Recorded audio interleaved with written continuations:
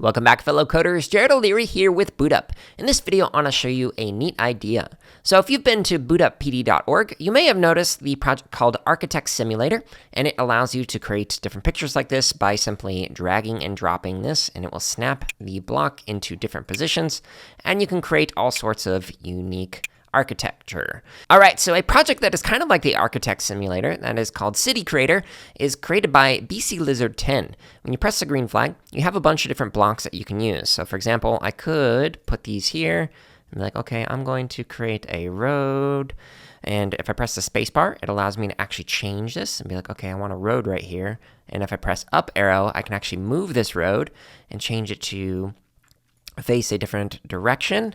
Okay, cool. So I got my road like this, but if I keep pressing spacebar, it gives me even more options for some things that I can end up using in my project.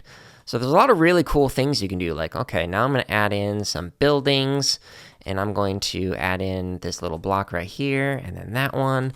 And then if you keep pressing spacebar, it gives you some other options. Like you can add in some trees, there's even some cars, railroads, all sorts of really cool stuff that you can do. So like add in a little railroad right here, right next to this particular track, and there's a little car.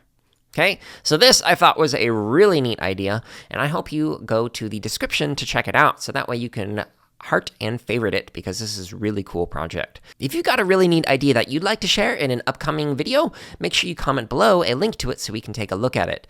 And if you're interested in creating a project like this, make sure you check out the description, which includes a link to this original project by BC Lizard 10, and also a link to the Architect Simulator so you can create your own project. Thank you so much for watching this video. Let us know something that you learned or created in the comments below.